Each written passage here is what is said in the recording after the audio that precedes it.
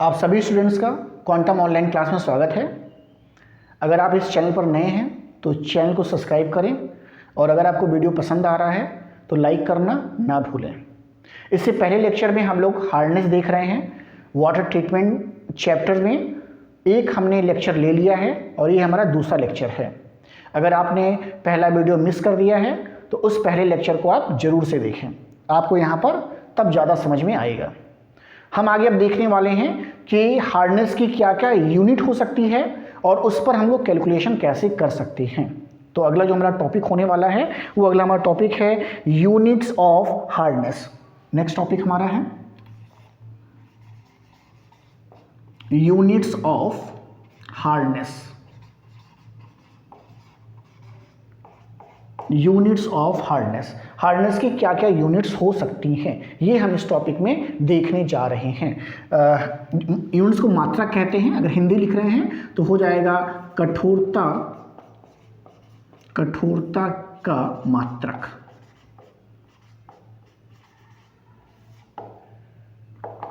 ऐसा कौन कौन से यूनिट यानी किन किन यूनिट में हम हार्डनेस को रिप्रेजेंट करते हैं। तो 4 यूनिट हमारे पास हैं। इन 4 यूनिट में हम हार्डनेस को रिप्रेजेंट करते हैं।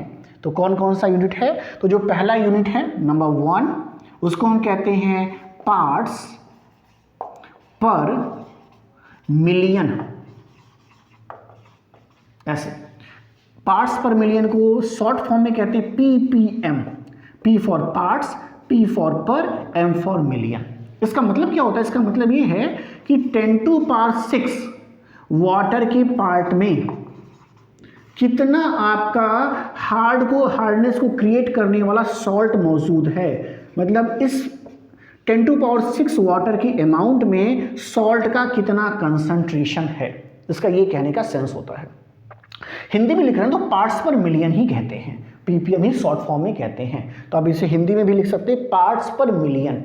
पार्ट्स को लिखना पार्ट्स, देखिए ऐसे लिखते हैं पार्ट्स, ऐसे पार्ट्स पर मिलियन। मिलियन तो मिलियन ही लिखाएगा। दूसरा जो यूनिट है उसे हम क्या कहते हैं? उसे हम कहते हैं मिलीग्राम पर लीटर। किस नाम से जानते हैं? तो इसे हम जानते हैं मिलीग्राम पर लीटर, या शॉर्ट फॉर्म में क्या कहते हैं? Milligram per litre. ऐसा हिंदी अगर जानना चाहते हैं तो भाई मिलीग्राम लिखिए, मिलीग्राम पर लीटर लिख दीजिए और क्या हो गया, ऐसे लिखते हैं। तो मिलीग्राम पर लीटर लिखते हैं इसको, है शॉर्ट फॉर्म में। तो ये मिलीग्राम पर लीटर हो गया।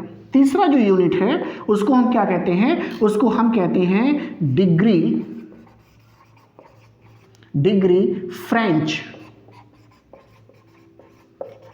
लिखते कैसे हैं? ऐसे लिखिए, ऐसे। हिंदी अगर लिखना चाहते हैं कि भाई हिंदी में सर हम इसको समझना चाहते हैं तो देखिए कैसे लिखेंगे भाई, डिग्री लिखिएगा और क्या समझिएगा? फ्रेंच समझिएगा, ऐसे। चौथा अगर लिखना चाहते हैं तो उस चौथा जो यूनिट है उसे हम कहते हैं डिग्री क्लार्क। लिखते कैसे हैं? ऐसे। हिंदी में सर हम हिंदी समझना चाह रहे हैं तो देखो भाई हिंदी समझ लीजिए, डिग्री क्लार्क, ऐसे। तो हिंदी डिग्री क्लार्क हो गया। तो ये 4 यूनिट ऐसे हैं जिसमें हम क्या करते हैं? हार्डनेस को रिप्रेजेंट करते हैं, हार्डनेस का मात्रक लिखते हैं।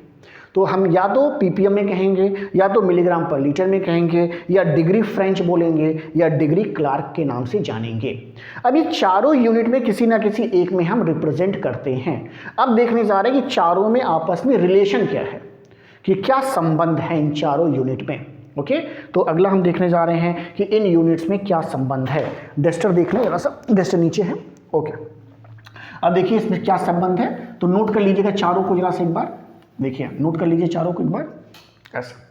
देखिए क्या संबंध है, तो देखिए 1 ppm बराबर 1 मिलीग्राम पर लीटर के बराबर है। ये दोनों बराबर हैं। अगर 10 ppm आंसर आ रहा है तो 10 मिलीग्राम पर लीटर के बराबर होगा। तो ये दोनों यूनिट आपस में बराबर हैं, ऐसा। लेकिन अगर आप दिखाना चाहते हैं डिग्री फ्रेंच में तो ये 0.1 डिग्री फ्रेंच के बराबर है, ऐसा। और अगर आप क्लार्क में चाहते हैं तो 0.07 डिग्री क्लार्क के बराबर है। तो इन चारों में ये रिलेशन है कि 1 ppm is equal to 1 milligram per litre is equal to 0.1 degree French is equal to 0.07 degree Clark. तो इस रिलेशन को कहीं पर नोट करेंगे कॉपी पे। इस रिलेशन से हम क्वेश्चंस को लगाएंगे, हम क्वेश्चन को समझने का प्रयास करेंगे। ओके, अब हम आपस में इंटर कन्वर्ट भी कर सकते हैं। कोई हमसे कह रहा है, क्वेश्चन लिख लेते हैं, इस पर एक छोटा सा क्वेश्चन लगा के देख लेते हैं कि क्वेश्चन कैसा हो सकता है। तो हम कह रहे हैं कि भाई एक छोटा सा क्वेश्चन देख लेते हैं, मेरे पास है कन्वर्ट्स, लिख दे रहा हूं क्वेश्चन, कन्वर्ट्स, क्या क्वेश्चन है, कन्वर्ट्स 10 डिग्री क्लार्क इनटू किस में कह रहा है, पीपीएम। हिंदी में समझने का प्रयास कर लेंगे। अरे हिंदी आपको नहीं समझ में आ रही, क्या लिखा गया है, इसका मतलब है कि 10 डिग्री क्लार्क को पीपीएम में बदलिए। हिंदी क्या कह रहा है, कह रहा है समझने में कि 10 डिग्री क्लार्क को पीपीएम में बदलें, ऐसा ये क्वेश्चन है। ऐसा कैसे कर सकते हैं, तो देखिए इसी रिलेशन का इस्तेमाल करके कर सकते हैं। कैसे कर सकते हैं, क्या देखिए, कह रहा है डिग्री क्लार्क को पीपीएम में, तो देखिए पीपीएम और डिग्री क्लार्क में रिलेशन आपको चाहिए। तो क्या कह रहा है भाई, कह रहा है कि देखिए 1 पीपीएम, देखिए 1 पीपीएम बराबर 0.07 डिग्री क्लार्क के होता है, ये नहीं कह रहा है। और आपसे क्या कह रहा है, आपसे इसी को उल्टा करके लिख लेते हैं सर, देखिए कैसे करके लिख लेते हैं। हमसे पूछ क्या रहा है, कह रहा है कि भाई 0.07 डिग्री क्लार्क बराबर इतना, मतलब 1 पीपीएम, ये भी तो बात वही है। फिर कह रहा है कि बदलना कितना है हमको 10 को बदलना है।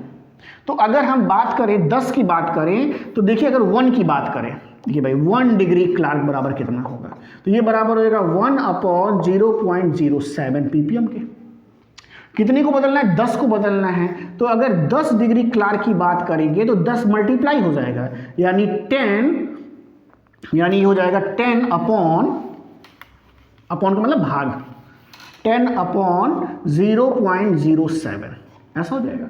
इसको हटा दीजिए, यानी ये हो जाएगा कितना, 100 और बढ़ जाएगा, ऐसा, यानी 1000 डिवाइडेड बाई 7 हो जाएगा, ऐसा। बस डिवाइड कर लेंगे तो चेंज हो जाएगा। और डिवीजन के बाद आ कितना रहा है, ये आ रहा है 142.8 ppm, बस ऐसे। तो इस रिलेशन से हम क्या कर सकते हैं, आपस में एक दूसरे को कन्वर्ट कर सकते हैं। तो ये हमारा इसका करने का तरीका है। अब एक छोटा सा क्वेश्चन इस पे देख लेते हैं कि अभी तक हम लोग जो कैल्शियम कार्बोनेट इक्विवेलेंट्स की फॉर्म में देख रहे थे, उसको कैसे हम क्वेश्चन में देख सकते हैं। तो क्वेश्चन आप देखते हैं इसके ऊपर। तो नेक्स्ट क्वेश्चन हम देखने जा रहे हैं, देखिए जरा सा कि क्वेश्चन क्या कह रहा है। क्वेश्चन कह रहा है, ऐसे बच्चे जो चैनल पे नए हैं सब्सक्राइब करें, वीडियो समझ में आ रहा है तो लाइक जरूर करें। देखिए यहाँ पे एक क्वेश्चन हमारे पास है, और क्वेश्चन हमारे पास क्या है, क्वेश्चन लिख लेते हैं जरा सा। क्वेश्चन हमारे पास है कि एक वाटर सैंपल जो है उसमें 204 ppm जो है कैल्शियम सल्फेट है। ओके, लिख लेते हैं क्वेश्चन 1, हिंदी इंग्लिश में दोनों लिख दूंगा, पहले इंग्लिश लिख दे रहा हूँ। A water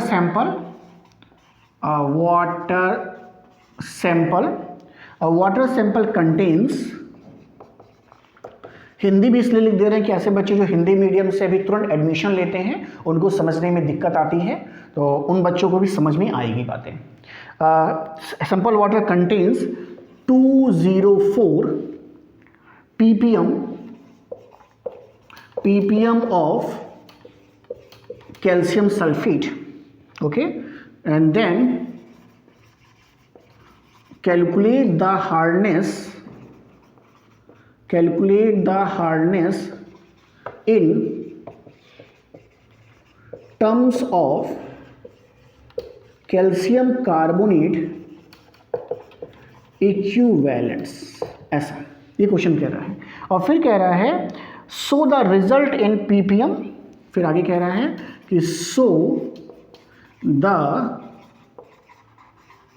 result in ppm में बताइए, और साथ ही साथ कह रहा है ppm में एंड डिग्री क्लार्क में एंड डिग्री फ्रेंच में, इसमें कह रहा है।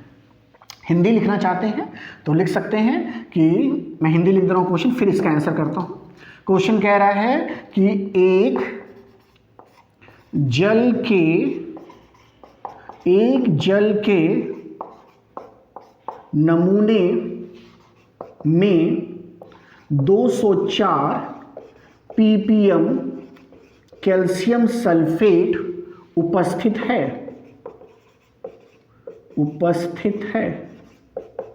ऐसा क्या करना है, जल की कठोरता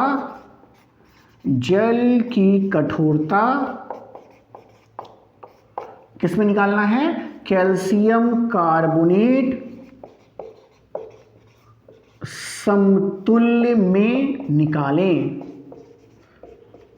ऐसा तथा उत्तर किसमें दीजिए, ppm में, ppm डिग्री क्लार्क तथा डिग्री फ्रेंच में दें। ये समझ लीजिएगा, ये क्वेश्चन है। इंग्लिश नहीं समझ में आए तो हिंदी में समझ लेंगे कि क्वेश्चन ऐसे लिखा गया है, तो ये काम करना है। देखिए हार्डनेस जो है कैल्शियम सल्फेट के फॉर्म में है, जो भी हार्डनेस है किसी भी फॉर्म में है हमेशा उसको बदला जाएगा कैल्शियम कार्बोनेट के फॉर्म में, तो ये हमें करना होगा। तो क्वेश्चन आपने लिख लिया होगा, तो मैं क्वेश्चन हटा दे रहा हूँ, एक कोई क्वेश्चन यहाँ से हटा रहा हूँ, ऊपर वाला हटा दूँ, चलो ये हटा देता हूँ। देखिए अब निकालने का तरीका देखते हैं। अब देखिए निकालते कैसे, देखिए तो अभी को हमने लिखा है कि कैल्शियम कार्बोनेट इक्विवेलेंस या समतुल्य, जो भी आप लिख रहे हैं, इक्विवेलेंस का मतलब समतुल्य। ये बराबर कितने के हैं, ये बराबर है कि अमाउंट ऑफ, ये बराबर है अमाउंट ऑफ सॉल्ट भी नहीं लिखते हैं, इस बार सॉल्ट पता है कैल्शियम सल्फेट है, तो सीधे क्या करते हैं, कैल्शियम सल्फेट ही लिख देते हैं। ऐसा डिवाइडेड बाई क्या हो जाएगा, मॉलिक्यूलर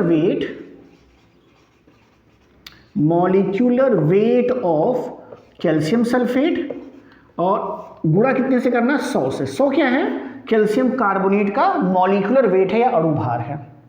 हिंदी देख रहे हैं तो कैल्शियम सल्फेट की मात्रा, कैल्शियम सल्फेट का अणु भार लिखा है और गुणा करना है 100 से, बस यही काम करना होता है।